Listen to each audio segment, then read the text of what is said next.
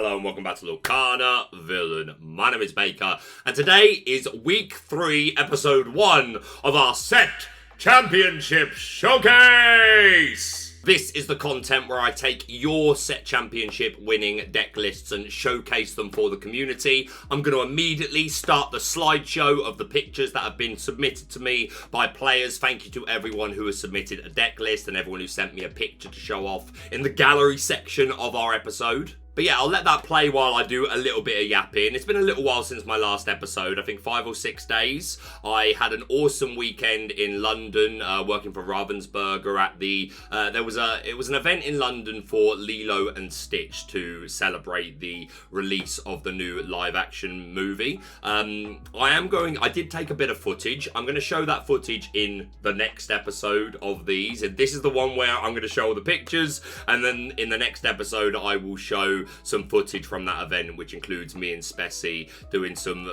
random activities, and it will hopefully be a little bit of fun for you guys to watch. But yeah, before then I was super proud of like the how much content I was getting out. It was like 4 or 5 videos a week for 2 or 3 weeks, which felt like old times. So I hope people were enjoying the more consistent content. Obviously I had the weekend in London, and I've had a couple of days to reset and take care of other things, but we're gonna get back into it. Today's episode obviously is week 3, episode 1 of the Set Championship Showcase. I have resigned myself to the fact I'm just gonna do 2 of these a week, and we'll split the deck lists just to let you know ahead of time. The deck lists that we'll be looking at today, well, we're going to start off with 3 junior deck lists, and then we're going to, which include Amber Amethyst, and we're also going to be looking at some blue steel run by some juniors. We're going to look at purple steel, red blue, and blurple, and then all of the deck combos that I did not just say, such as blue green, green yellow, green purple, red purple, and steel song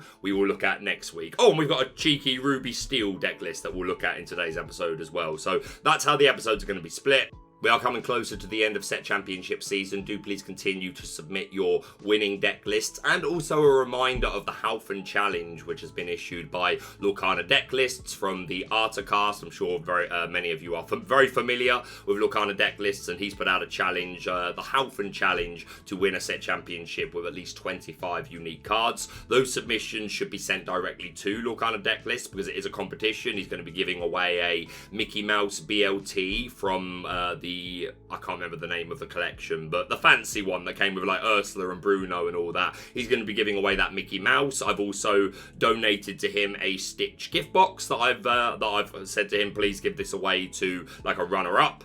So please continue to submit your Halfin Set Championship winning deck list to LD, and at the end of the season he will join me on the channel and we'll do a Halfin special edition. But yeah, we're also coming closer and closer to the reign of Jafar. Just a couple of plugs I want to do. This coming Saturday, the 24th of May, I will be a guest at Comic-Con for a Lorcana it's being dubbed as the largest community pack opening ever. That's been organised by content creator Professor Dan. Spessy's going to be there as well, and a couple of Lorcana artists. So if you're in the UK and you're going to be at Comic-Con this Saturday, if you see me, do please say hello. But I'm really looking forward to that. I've been to Comic-Con quite a few times at the XL Centre in London as a guest, but this will be my first time as a performer, so that's a bit of a surreal career moment for me. And then the weekend after this has now officially been released, I'm going to be at UK Games Expo. It's a whole weekend of activities, Friday, Saturday and Sunday. On the Friday there is a huge Reign of Jafar sealed event going on with a lot of prizing, which I will be there, and I will be there as a guest and I'll be playing in that event. And then on the Saturday is where there is other tournament and side event and constructed stuff going on, but on the Saturday I will be working for Ravensburger and I'm running demos for Illumineer's Quest Palace Heist, which I'm really looking forward to.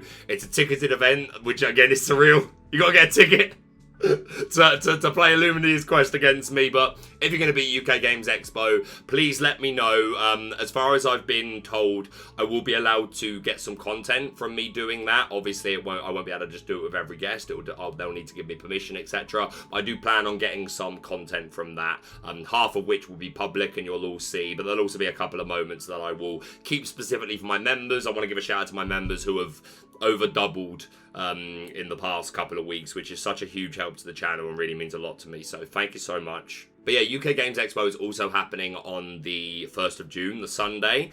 But that is my birthday, so I'm not going to be there that day. I'm going to be coming home Saturday night, and I'm going to spend the Sunday at home, but I'm going to be doing 2 streams from home. The first one will be a pack opening.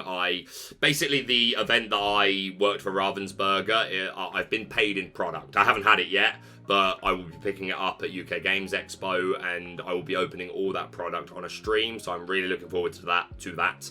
And then in the evening, I am going to be hosting a Lumineer's Quest over stream. I've got a number of guests already confirmed to be playing against me. I'm going to be aiming for 3 to 5 games, depending on how quickly we get through things. But they're all going to have different groups of players going up against me. We're going to role play the whole thing. And yeah, I'm really excited for that. I'm hoping it goes well. So if you're about on June 1st, do please come out and support that. But that's enough waffling for now. That's nearly 10 minutes of waffling. I apologise. We're going to finish off our set championship winners gallery showcasing Henry here, who is 7 years old, made top 4 at his set championship. What an absolute lad. And we're going to be starting off by taking a look at his deck list. A shout out to the channel sponsor Cardmarket. If you're looking for Lorcana singles at competitive rates, then check out Cardmarket. But let's look at the set championship showcase. Now, as I said, we're going to start off with Henry, and I got a really nice email from his dad, which I would like to read out at this time. This is from Benjamin Davidson.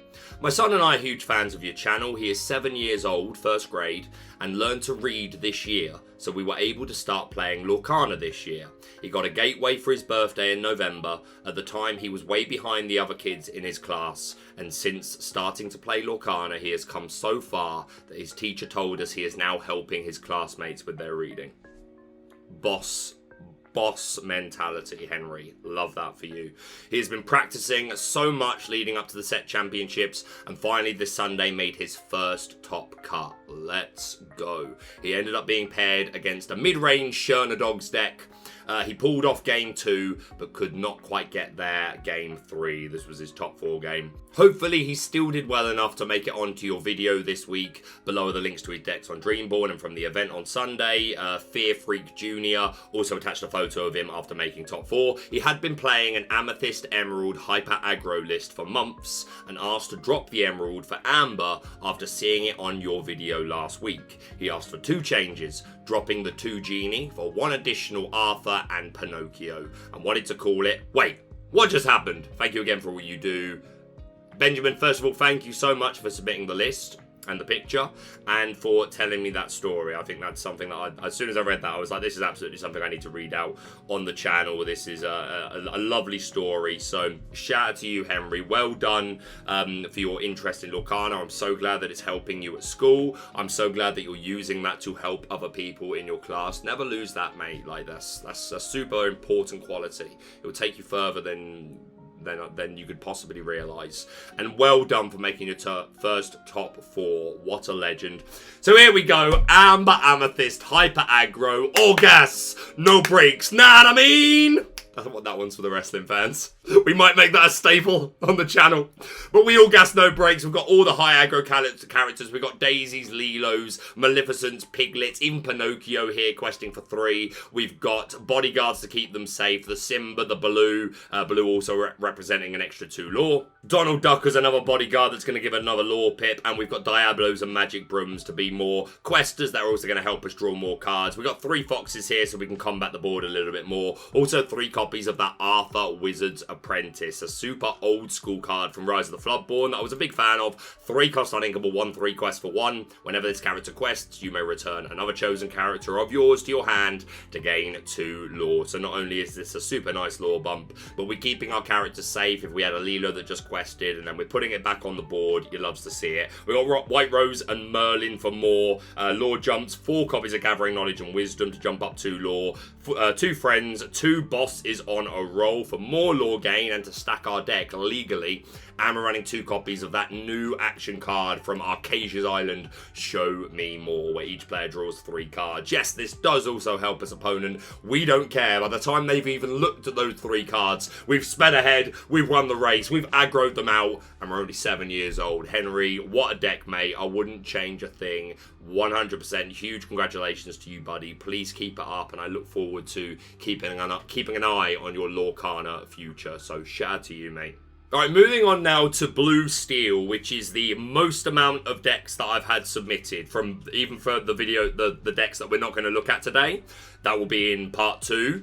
We've had more Blue Steel overall than anything else, and 2 of our juniors are on the Blue Steel. If you are a Blue Steel stan, I better see you in this comment section, like, hyping up these juniors, because they're your next blood. You need some more Pilots Blue Steel players.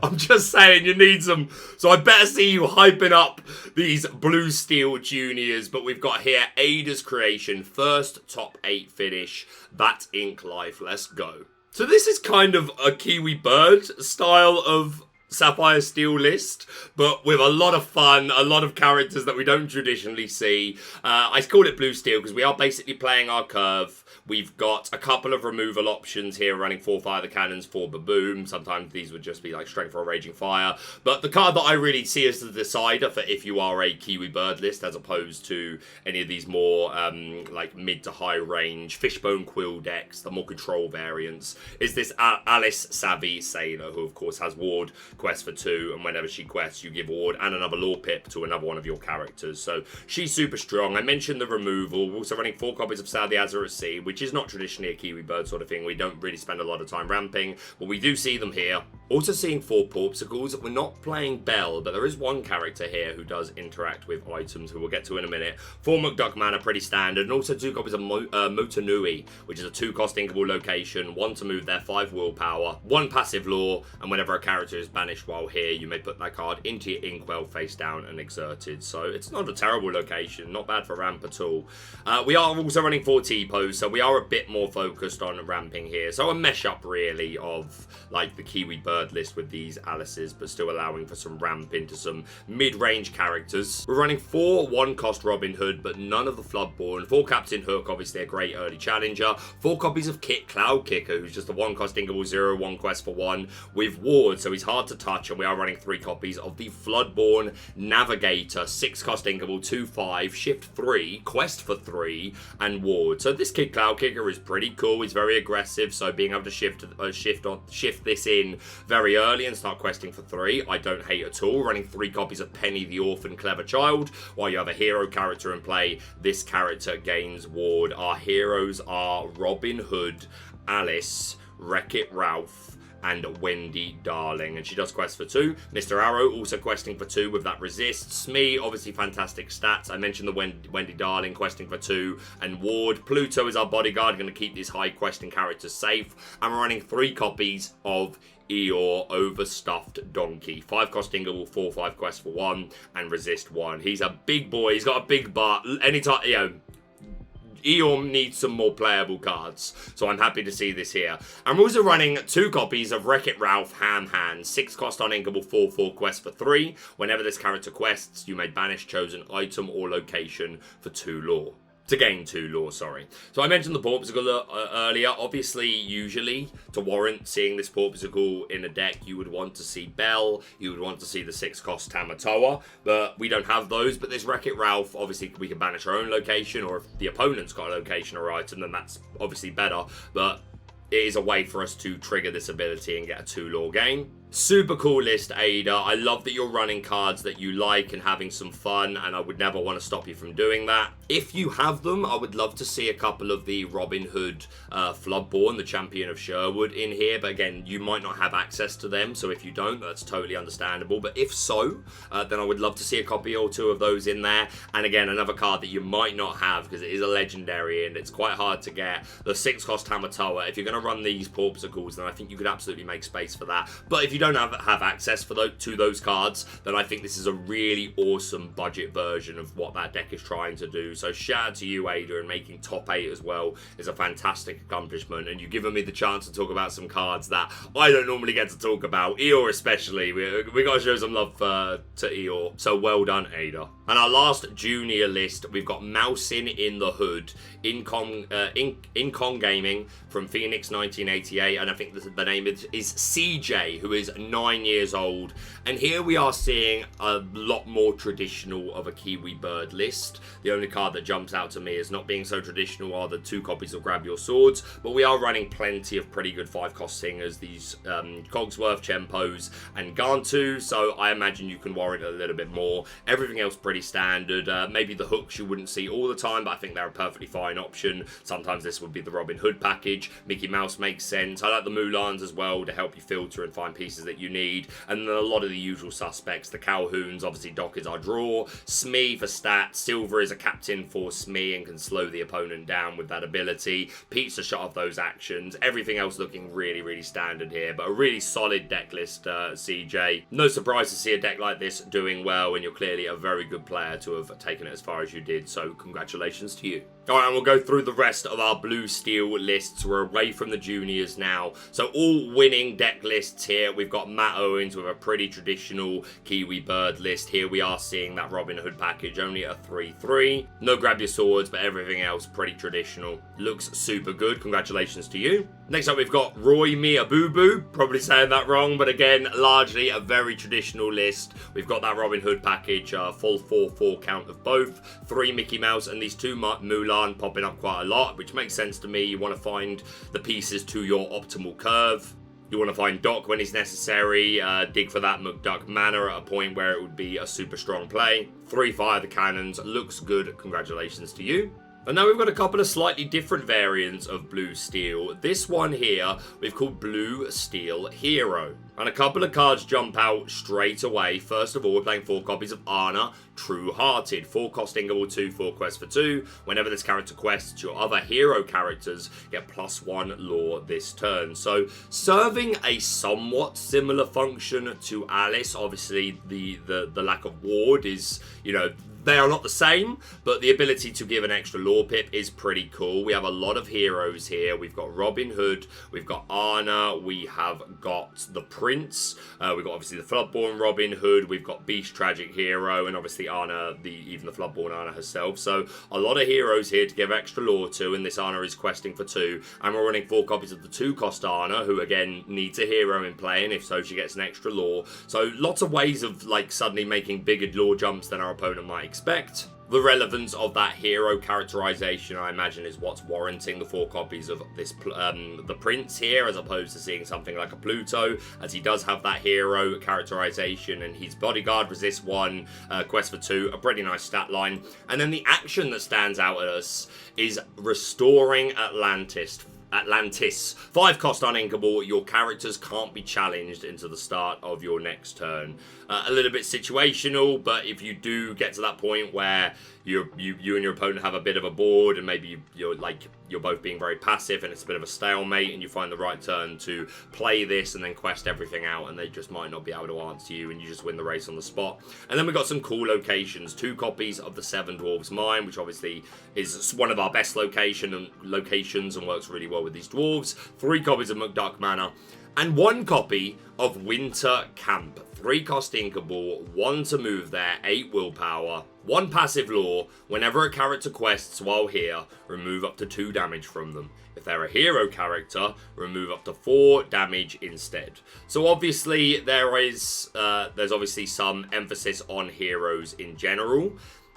Effects that heal have never traditionally been all that strong in Lorcana, unless you are like counting things like Rapunzel, where the heal isn't the important part of that ability, it's the card draw. But not irrelevant, especially because like our heroes here are quite big bodies, like the Robin Hood and the Anna, and it is also 1 passive lore gain. So I don't know, this is probably a 3rd copy of 7 Dwarves Mine, but it does have its uses. It's not completely out of place, and certainly cool to see it. It's not a location we see very much. So yeah, this looks a lot of fun, and winning a set championship, you love to see it. So congratulations to Squishy Protege. And our last 3 Blue Steel deck lists are whole new world wheel variants, looking to ramp as quick as possible possible, refresh our resources, and have access to these very powerful mid-range characters. And this one brought to us by, again, not for the first time, we're covering him this set championship season, the blue steel wheel connoisseur himself, Justin Morale. So we do see those 4-wheel, those 3 grab your swords. We are running 4 Popsicle, and we have 4 copies of the Tamatoa, happy as a clam, so this makes all the sense, and 1 copy of Lucky Dime in this deck list, so potentially take advantage of the Tamatoa's ability where when he quests, you can play an item for free. And then we've got quite a few characters in this list that quest for 2, so that looks good. 4 copies of Fishbone Quill, of course, to ramp as quickly as possible and build toward this whole new world. No 2-cost ramp at all. No Sail the Azurite Sea, no T-Pose, instead opting for 3 copies of Mickey Mouse Detective. Saying, nope, we're going to ink from 3 to 5, and then I imagine we're going to play a 5-cost character like the Cogsworth or the Beast if we can, and have them sing our whole new world. So super interesting to see no turn 2 ramp in here at all, considering how powerful the Lorcana community has always seen. The fact that it's inkable as well, the blue steel's ramp is inkable on turn 2, has always been a bit wild. We've got 4 copies of Bell here to take advantage of these Popsicles, 4 Smees, of course, and we're seeing 2 copies of Helga Sinclair, who has that 0-4 quest for 1, Challenger 3, and gaining evasive during your turns. That's going to help take out things like Diablo, and you do 3 damage into things like Genie, but you can find that other ping in many other ways. We've got Grab Sword, Strength, Let the Storm Rage on, 3 copies of Tinkerbell. Mention the 4 Beast, which can be a singer, and again is another way of drawing cards, and 2 copies of Aerial Sonic Warrior, who is very popular in the Steel Song decks at the moment, and here she is as well in blue steel. No shift option, we don't care, we're ramping, we should be able to play this at a relative point in the game, and she is a big bulky girl with a really nice ability and a lot of songs here to get it off. So yeah, super cool looking list. No surprise to see Justin doing well. Congratulations to him. Next up on Blue Steel Wheel, we've got Lorcana Justice. Really nice guy, Lorcana Justice. I met him, he's one of the Dudley boys, part of that team in the UK. Get the tables. But yeah, we met each other in a set championship of Brotherhood Games. It was winning in for top 8. I was on the play. I was on Ruby Amethyst, and he was playing... I don't know if it was this exact list. Well, definitely won't be because it was in set 6. So no Tamatoa, etc. But he was on Blue Steel Wheel with... Well, I don't know if he was on Wheel, but he was on Fishbone Quill. But it was when Flaversham was still around, so maybe you could warrant not Wheel. I'm not sure. Nonetheless, we had a really good match. I was able to take that 1-2-1. I do put that down to just being on the play, to be honest. I think it was a good match, and I think we both kind of made the expected plays that you would expect both players to make turn to turn, and just me being on the play was enough. But a super good player. I often hear him as one of the guests on the Twitter. Can't remember what they're called. They're run by Jeremy, who's on Zanzayed's podcast, but really good content. But nonetheless, Lorcana Justice, brilliant. Lorcana Justice, really nice guy, really talented player, and here we see him with his bread and butter. We've got Bell's Pet Cat, a lot of similarities to the list we just talked about a moment. The swords, to let it go in here, the aerials and the Tinkerbells. The only noticeable difference, really, 3 copies of Simba Future King to be an additional 1-drop and help us filter and find key pieces, which sounds good to me. Only 2 Mickey, so yeah, clearly the Blue Steel Wheel players are in agreement. No turn 2 ram for us. Mickey Detective is the way, and I'm absolutely here for it, so shout out to you. And our final Blue Steel list of this episode, we've got Big Thunder, Never Don't Wheel. A lot of similar cards, although we're seeing 2 copies of Chempo, that big bad bodyguard, those 3 Mickeys coming up again, and here we're seeing 2 copies of Gaston, Intellectual Powerhouse, who quests for 3, 4/4 stat line, and lets you look at the top 3 cards of the deck, 1 into your hand, the others to the bottom, so help us find the next card that we need. Removal, another body to pressure, and obviously threatening that quest for 3. So it looks good. Congratulations to you. Alright, that should have been the longest section of the video. The rest of the list, there aren't that many, although there's a few Blurple. But we'll go on to Ruby Sapphire. We've only got 2 lists to look at, so we're going to start off with Weevil. I threw your Exodia over the ship, Yugi. Sorry.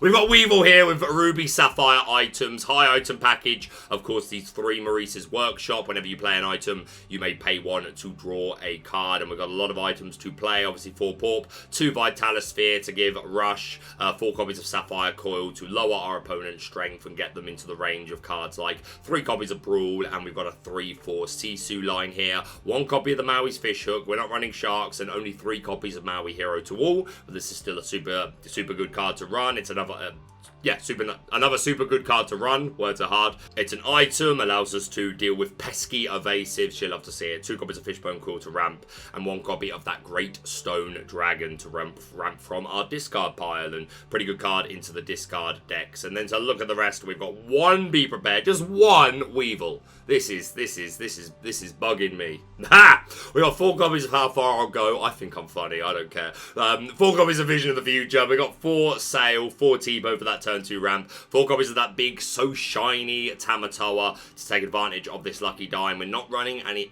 Oh, we are running Tamatoa 6 cost. I'm a fool of a took. Here he is, happy as a clam to get back those 1 cost items and hopefully play a lucky dime or a workshop or any item for free. 4 copies of Scrooge McDuck to help find these items, which should be likely with a wide item package. Looks good, pretty much what we'd expect to see from Ruby Sapphire items. Congratulations to Weevil. Next up, we've got Malachi, either or. Shout out to you, my friend. Another Ruby Sapphire items deck. Mostly the same cards here. We've got 2 Let It Go, the same counts of Fishbone and Great Stone Dragon. We are running 3 copies of Grandma Tala in this list, which were absent from the previous. Only 3 Tamatoa So Shiny, but pretty much everything else looking the same. 4 Vitalisphere as well is more than the last list, but looks good. Scrooge and the boys doing well. Congratulations to you. And our final Ruby Sapphire list of the video, Joe Gunetsu, Entoyment Pool, shout out to you. Another Ruby Sapphire items package, but with some spice.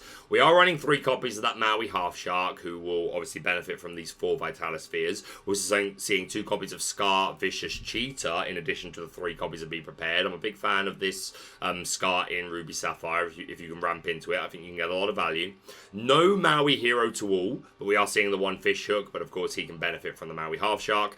And we're seeing 4 Bulbasaur and 4 copies of Devil's Eye Diamond, which is a 2-cost inkable item. Exert, if one of your characters was damaged this turn, gain 1 lore. So items are good anyway. They work with the workshop. We're finding them with Scrooge. We're getting them back with Tamatoa. Not that I expect this Devil Eyes Diamond to be in the discard, but you never know. But this is passive lore gain. Obviously, it's situational, but taking damage isn't the hardest condition to fill anyway. Don't get me wrong. Like, when you've got Maui Half Shark on the board, they're incentivized to not really be turning sideways anyway, but they can't do that forever, right? So if you're able to get out a couple of these, pretty spicy. We're also seeing 2 copies of Scrooge McDuck, Richest Duck in the World. 5 cost uninkable, 3/5 quest for 1. He gets evasive during your turn, and during your turn, when he banishes another character in a challenge, you may play an item for free. So another pretty strong payoff for this item-based Scrooge. Not a card we've seen come up a lot, mostly due to the fact that, like, it's fairly... It's as hard to get this off as, like, getting off a Maui Half Shark, right? But also your 3 damage needs to be enough to actually banish them. But the worst part about this card is obviously that it's uninkable. But of course, in a deck with T-Pose, then we have other ways of inking it. So this is really spicy. I really like it. And we're also seeing, along with the 3-cost Bell, 4 copies, is the Floodborn 9-cost Mechanic Extraordinaire. 9-cost inkable, 7/7. She big. Quest for 3. Shift 7. For each item in your discard, you pay 1 ink less to play this character if you shift her, and whenever she quests, you can put up to 3 items from your discard in the bottom of your deck to gain 1 lore for each item gained this way. So this is a pretty powerful payoff. You can shift this and immediately quest to get this ability off. Having items in your discard isn't tremendously hard for this deck. The Porpsicles and the Vitalispheres, obviously you can get there pretty easily. So this is pretty cool. I like this as a big boss payoff, and yeah, just nice to talk about some spice in here. Worth mentioning the 1 copy of Teeth and Ambitions as well, which is a way that we can get our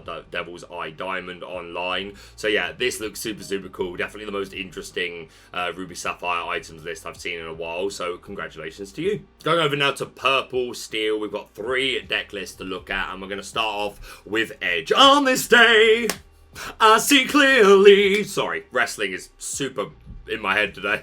But shout out to Edge, member of SLTC. You love to see it. Love to see him doing well with this super mid-range rabbit-based list. We're not playing any docks. Instead, we've got those 4 rabbits, 2 copies of Genie as well. I really like these counts. And 4 copies of Zeus, 4 copies of Merlin Goat, all great singers for Zeus. That's where I was going. Of course, 4 copies of Elsa as the only 5-drop. One of the best cards in this deck. 4 friends, 4 strength for additional removal. We've got those 3 white roses for additional lore gain. Pete shut off those actions. Calhoun for challenging the board and keeping up with lore. Smee for the stats, and then the traditional bounce stuff. 3 snakes, I think, is a good count. 4 fox, 3 copies of crab, and then just 8 1-drops for Chernabog, 4 Diablo. Oh no, sorry, 11 1-drops for Bog, 4 Diablo, 3 Broom. I think I would always prioritize the Diablo, then the Bog, then the Broom. There was a time I would have prioritized the Broom over the Bog. But I think since Robin Hood became more popular again, I like having the Chernabog's followers here as the 4. Overall, super traditional. I like only 2 Calhoun as well. Like, she's good when she's good. But I like with my testing with her, like 3 or 4. I don't know, it often feels a bit cloggy, so I like the 2. I like the cabs of all of this a lot, to be honest. So I was going to run Purple Steel tomorrow. This is probably the list I would run, so shout out to you. Next up, we've got Anthony, a very similar build, but this time we're running 3 copies of Giant Cobra, 3 cost inkable, 4/4 quest for 1. He's an illusion, so has that vanish keyword, and when you play him, you can discard a card to gain 2 lore. So just more lore bumps. We've got those 3 Zeus here. Most other things here looking the same. 3 copies of Genie, only 3 Elsa. You got to make room for these Cobras somehow. I think 3 Elsa is fine. And here we've gone for 4 Diablo, 3 Broom, 3 Bog, which I respect a lot. So yeah, it looks super good from Game Night, Game Chamber. Congratulations to you. And our final Purple Steel list, the most interesting, we have a Jafar Striking Illusionist variant. You'll love to see it. The Striking Illusionist, while he's exerted, whenever you draw a card, you gain lore. Only 3 copies of Whole New World, I think, is... I'm not a fan of. I would like to see this at 4 in a Jafar list, but we've got them. We've also got Friends to help us draw cards, 1 copy of Finders Keepers, Beast Tragic Hero, and even the Dreadnought, when it banishes a character, can draw you a card and is another shift option for you, Jafar. We're also running 4 copies of the Royal Vizier and 3 copies of the Aspiring Ruler, so lots of shift options, and even running 4 copies of Blue Fairy when we shift when you play a Floodborn, sorry, you don't have to shift, you draw a card. And there are other Floodborn characters here. We've got 2 copies of that Aladdin Brave Rescuer, who we don't see very often, not really since the Bucky days, but it does provide for a nice curve with this Blue Fairy. We've got a Robin Hood package in here, running 2 copies of the Bell Accomplished Mystic. We've got the Mickey Mouse package in here as well, 4 copies of the Food Fight Defender, and 4 copies of the Playful Sorcerer, and we're even running 1 copy of Simba, son of Mufasa, who on play banishes an item or location, which is a pretty good ability to have. 4 Zeus as well for some removal, and 1 copy of I Find 'em, I Flatten 'em. Respecting the Ruby Sapphire decks that like to go wide with their workshops, etc., this is going to be very powerful against them. And 2 copies of Smash as additional removal. I think I'd like to see the Smash as strength. You should curve well in this deck. I'd also like to see the 4th copy of Whole New World. Obviously, the Robin Hood package makes sense, and I even quite like the Mickey Mouse package in here, because you really want to maximize your odds that you have multiple 5-cost singers on board. By the time you sing your first wheel with, assumedly, the Jafar Striking Illusionist, you really want to already have another 5-cost singer on the board, or at least the shift target, so that you can draw into a Mickey Mouse or a Robin Hood and then sing Whole New World again. And I think it's important to open that lineup for you, so I do like that. Not as big of a fan of the Bell, obviously the synergy with Blue Fairy, and you do have a couple of big bodies here, but I think I'd prefer to just max out some counts. I'd probably cut these Bell, got to 4th Pete, maybe even 3rd Aladdin, just to open up this curve a bit more. And I think I'd prefer these smashes to be strengths. Don't get me wrong, they're safe against Ursula. But yeah, by and large, it looks a lot of fun. Always great to see a Jafar Striking Illusionist build, so shout out to you, Leonard. And we'll move on now to Blurple. We've got 5 lists. 3 of them are Jafar variants, so we were just talking about Jafar and Purple Steel, so we might as well start off with those Jafar lists. But yeah, this time paired up with Sapphire. So we're looking to ramp into this.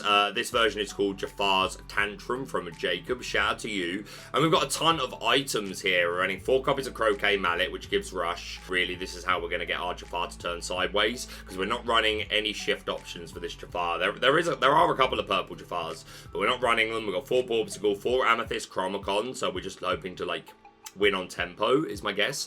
3 copies of Amethyst Coil. During your turn, whenever a card is put into your inkwell, you may move 1 damage counter from chosen character to chosen opposing character. Not too keen on this card, not gonna lie. 4 Fishbone Quill, 2 Greatstone Dragon, 3 Maurice's Workshop, 1 Binding Contract, where you have to exert and then exert one of your characters to exert chosen character. I'm not a huge fan of the Binding Contract or the Amethyst Coil. Mostly everything else makes sense. We are running 2 copies of Royal Tantrum, which is a 4-cost uninkable action. Banish any number of your items, then draw a card for each card banished this way. So this is kind of the payoff for our Jafar. This is how we're going to be drawing cards. Don't get me wrong, we can draw from the Porpticles, we can draw from the friends on the other side, the Sail the Azurite Sea, but this is how we're hoping to high roll this, by having a ton of items and then popping them all while we've got a sideways Jafar. Very interesting. We've got Scrooge McDuck to find these items, even 4 copies of Scuttle to find these items, and then we've got a bit of an Elsa package, 4 copies of the 5th Spirit, and 2 copies of the Spirit of Winter to slow our opponent down. Interesting. Super fun to take a look at. I've got to think there are better cards to include than these uninkable coils and binding contracts. I don't know, I'd have to have a proper look. But I'm a big fan of the innovation with the Royal Tantrum, so shout out to you, Jacob. Next up, we've got Riley, first place, Blurple Jafar, Tri-County Collectibles. This looks a bit more traditional. Well, I say traditional, like Blurple Jafar isn't that traditional. But there's more cards here, like along the lines of what I would expect to see for a start. A shift option, we're running 4 copies of the Keeper of Secrets, my favourite art from Chapter 1 still. Love this art, it's stunning. 4 cost inkable, 0/5 quest for 2, and it gets +1 strength for each card in your hand. And obviously Amethyst, the name of the game, is drawing cards. We've got 4 friends, 4 Genie here as well for drawing, and lore, 2 copies of Finders Keepers. We are also seeing 3 copies of the Lamp. Pay in advance for your card draw and your bounce, since we're running Genie, so we can bounce back our character at 4 cost or less. We've got 2 copies of this Croquet Mallet, so even if we don't shift Jafar, we have a way to make him turn sideways. Rush is a good ability to have. It is uninkable, but it does serve a purpose. We've got Tamatoas here to get some of these items back. We've got the turn 2 Ramp, Tipo, and Sail. Bells here to take advantage of these items, and then some traditional bounce stuff. No goats or rabbits or stuff, but we've got foxes and crabs to help us control the board. I do think I'd like to see Diablos in here, but then again, you can just crab your Tipo, right? I mean, I suppose if you Tipo, you really want to then go Jafar or Genie. So I think I would like to see Diablos in here still. 1 copy of Belle, 2 copies of Ursa, Sea Witch Queen. I do like. We don't have a way of shifting it in, but she doesn't have to be sideways to have her Your Listen to Me ability online. You just have to have her on board. So yeah, I like it. Again, we're ramping into her, and then we're stopping the opponent from exerting to sing songs. Well, we can't do it either, but we'll play it when it's going to hurt our opponent and not us, probably. But yeah, looks a lot of fun. Congratulations to you, Riley. And our final Jafar variant of Blurple, we've got a couple of more traditional ones to look at. We've got Knive the Nerd, everyone's favourite mathematician in the Lorcana universe. So shout out to you, Knive. This looks really tidy. A lot of the same cards that we just talked about. It may actually be the exact same deck list, but just in a different format. The 3 Lamps, the 2 Croquet Mallet, the 1 Greatstone Dragon, 4 Hades, I forgot to mention in the previous list. And also both players only running 3 copies of Jafar Striking Illusionist, I'm only just noticing as well. I'm not sure I agree with that. I'm not sure why that's right. Oh, I found a difference. This list only running 3 Fox, which I don't mind. I think that's more reasonable than the only 3 Jafar. I think I'd probably cut an Elsa for a Jafar, or 1 Tamatoa. I don't know, I just feel like it's your game plan, you want 4 of them. Other than that, everything looking really, really nice, mostly cards that we just talked about. But yeah, it looks a lot of fun. Congratulations to Knife. And our final 2 Blurple lists to look at, relatively traditional from Mr. Chrissy TCG, but this is Chris Logan for the Win Game Store. We've got that Bell and Porpsicle package to help us out against Steel Song, which is absolutely our worst matchup. We've got that turn 2 ramp package. We're running Genies. We've got Crabs. Only Brooms as our 1 drop of choice. I've said it many times before. I will continue to say it. I think this should always be Diablo, but Brooms are still very good. We've got a couple of Bells in here. We do have 3 copies of that Iago Giant Spectral Parrot, which if our opponent doesn't have Steel, or they're not teching those things like Improvise, then he's going to be super hard to get rid of. An evasive 4/6, Iago Big.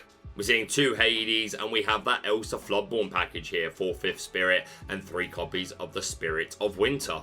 Not a card you always see in Blurple these days. This is quite often maybe something like a Gaston, but I do really like her, so I think she's really good.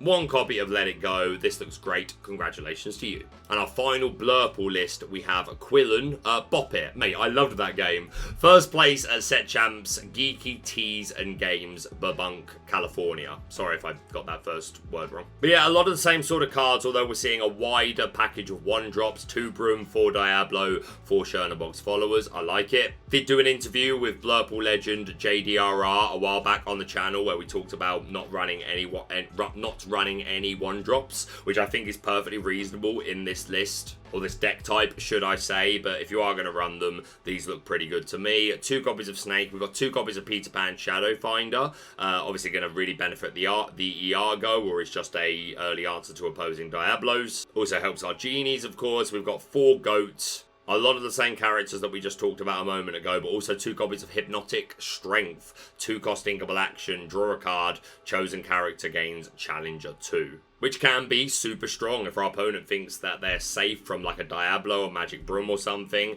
then we might be able to make a trade or even survive something, and this can target opposing Iago. So I like it as a tech. Traditional actions, then we're seeing 4 McDuck Manor and 1 Queen's Castle, which I really like.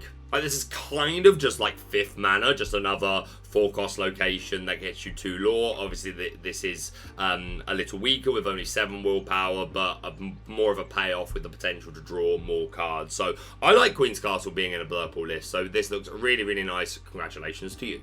And our final deck list of the day, we're going to look at K Greed 99 with some Ruby Steel. One of the main characters being Mushu, 5-cost inkable, 4/4 quest for 1. Whenever one of your characters challenges, they get resist 2 for that challenge. And if one of your characters banishes another character in a challenge during your turn, gain 2 lore. So hoping to find a nice wide board. Hopefully our opponent's got a wide board, and then we're going to banish as many of them as possible. And we've got a couple of ways of being able to challenge them, even if they don't exert. We've got 2 copies of One Last Hope, which is a song, 3-cost uninkable. Chosen character gains resist 2 until the start of your next turn. If a hero character is chosen, they may challenge ready characters this turn. We have a lot of heroes: Mulan, Robin Hood, Flynn Rider, Li Shang, Beast, Farzu, Super Goof, Beast Tragic Hero, Maui Half Shark, Mulan, pretty much all heroes. So this is going to be super online.